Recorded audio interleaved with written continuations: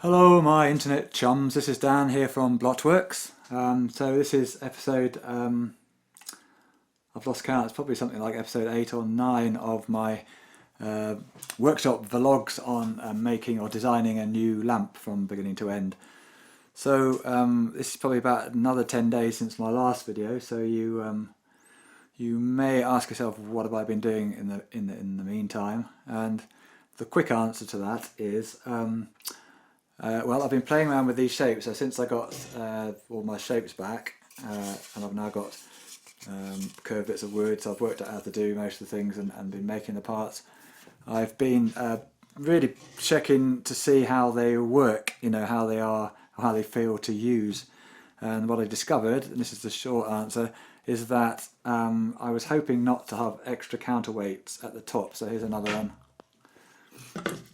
So in order to adjust the lamp, you move the weight, and the whole thing rocks forward or backwards. But there is an inherent weight in the frame, of course, and in the rocker.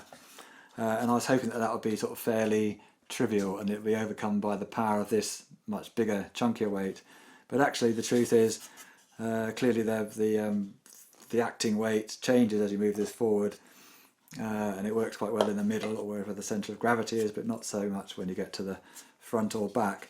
So in order to make that really beautiful and to make it truly a balanced lamp, we are calling them at the moment balanced lamps, they need to balance, and this kind of occurred to me fairly late in the day. So I've been reworking them and rethinking them a bit, so that they all now have a counterweight of this sort of size, probably bigger than that actually. Yeah, bigger than that, above the centre of rotation here. So consequently, these shapes have had to be adjusted. So I'm going through, or have been going through the process of working out what sort of counterweight they need and how that affects the shape and design of them. They will definitely work so much more smoothly without any sort of extra design kludges, which I was afraid I might have to make. So that's basically what I've been doing. I'll go more into that down the line a bit. But the longer answer to this question, what have I been doing, is I just don't know. Sometimes when you're working on your own, you kind of the days and weeks go by and you wonder what on earth you've been doing. The truth is, with this project, about it was probably 14 months ago that I had the idea of an extending lamp that worked basically on the principle of gravity and the rolling centre idea. And I kind of mulled it over for a week, thinking that's great. I had plenty to do at the time, so I thought I'll just put that on the back burner. And then I had an afternoon spare, so I kind of did some quick sketches and things just to sort of get an idea how that might work, centres and curves and all that kind of stuff. And it seemed to be a goer. So I then spent probably not more than an afternoon doing initial sketches, and then maybe another afternoon a week later. And I came up with these basic, so this is one of a printout, not a bad printout of one of the sketches. And 3 or 4 other designs, which are basically the same principle but different shapes or different ways of doing it. And the truth is, so that was 14 months ago, and the truth is, that's pretty much what I've got now. I mean, part of that is because I didn't do anything about it for probably in the following 10, 11 months after that. So, because I'm busy doing other things and I wasn't quite sure what I was going to do with these.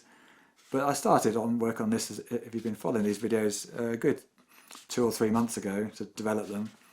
And I've been through all sorts of different stages with this. I've been busy. I've obviously had other things to do, but it's been, I've logged some hours, or not actually logged them, but I've put some hours in on these designs, and I'm pretty much exactly where I was 14 months ago. So that does beg the question, what do I do with all my time?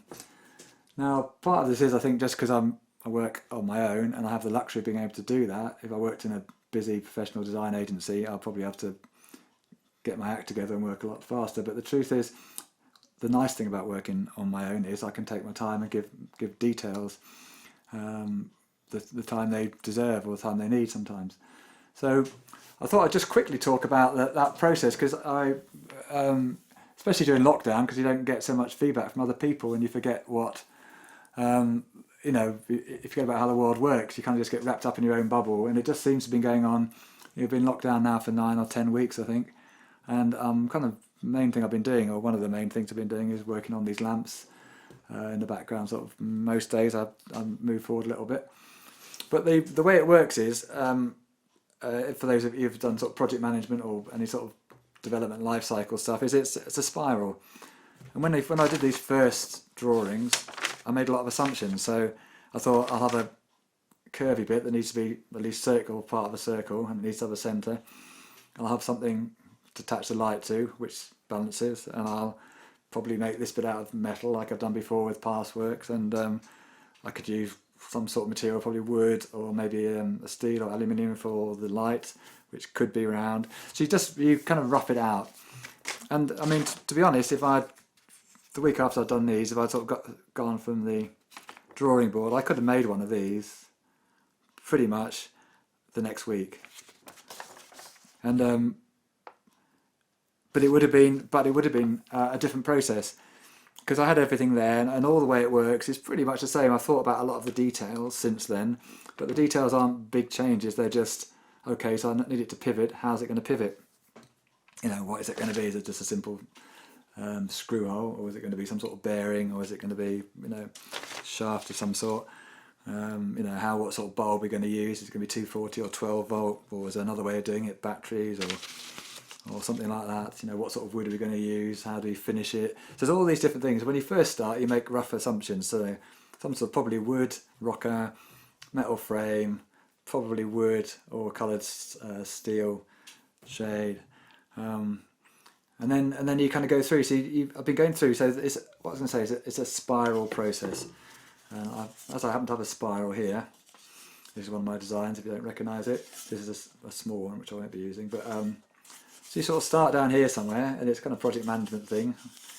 And you do the rough design, and then you kind of maybe test some principles. Then you refine the design, and then I can't remember exactly how it works, but you get the idea, and you go around the circle, and so you get a little bit nearer. And then you kind of go through it again. So then you'll test your new designs, and you'll come around a bit nearer. And you go round and round a circle, and you keep going around to the point where either you run out of time or money, or you think you've got as close to perfection as you're going to get. So I think the thing about me working alone, having the luxury to take my time with these, is that I don't worry too much about the money and the time. I kind of get stuck into of course I worry about the money and the time, actually I shouldn't have. But you know, I can allow myself that bit more breathing space to make sure it's right. I suppose, and it's important that it's right for me, because I don't turn out a lot of designs, being a sort of a small outfit here. So you need to get it right. So I want these to be as best they possibly can be. So the big answer to what I've been doing, or what on earth have I been doing in recent weeks, is just going round and round this circle, this spiral that we just talked about, gradually revisiting each thing. So each time you make a change here, it has an effect there. So for instance, I've been using veneers, which is a nice something I wasn't expecting to do. So I was worrying about how to finish the very nice birch plywood, but it wasn't quite the right colour or grain type to work nicely with the metal work. So I've had some veneers here, so I've started using different veneers. A friend of mine, Big Bill, sent me over some oak veneers, which are nice because I use oak a lot.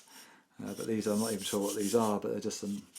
And that's the colour changes that, so actually the balance of brass and the grey anodising, it changes the balance. So everything you do, every slight change as you go around, it kind of means everything else is adjusted. So if you change the length of the top bit, the balance, it obviously throws that balance out, which means you've got more weight at this side, so it means maybe you need more room in the design to allow you to adjust it. So you get what I'm talking about, and it is just gradually nudging it nearer and nearer to the middle. So that's kind of what I'm doing, and I'm sort of probably 2/3 of the way through that. I'm getting pretty close now to knowing exactly how I'm going to make it, or make these. I've got probably half a dozen or a dozen different shapes, designs, and a couple of sizes too, which I'm going through this week to try and work out whether, which I need one, probably two or possibly three shapes to start with, or variants. And I'm going to go with one size, I think, just to keep things simple, and make it simple for people that want to buy them. It's not too many choices basically, and means I can have less. I don't need quite so much stock or ready-made stuff here. But anyway, I'm not going to talk any more about the making or the designing today. I'm just going to want to talk about the process a bit and how it just seems to go on forever, especially when you're on your own and in the middle of it. But actually looking back, and I'm sure looking back in a few months' time, it'll be every minute would have been worth it. And I'm really glad, although it kind of looks almost identical. You know, what I've got now on the bench looks almost identical. I mean, here's one here. I don't think you can see that, probably not too much jiggery pokery, but that's kind of a big version of that, really. Almost exactly the same as that, but just fine-tuned. So I think that's kind of enough to talk about for now. I'll hopefully do a video a bit sooner this time, because like I say, I'm going to finalise things this week and then get, put a new order in for some bits and start to make a number of them and hopefully get them out to selected people for testing and review, my customers and what have you, interested parties. So thank you very much for listening, and I'll speak to you very soon. Bye.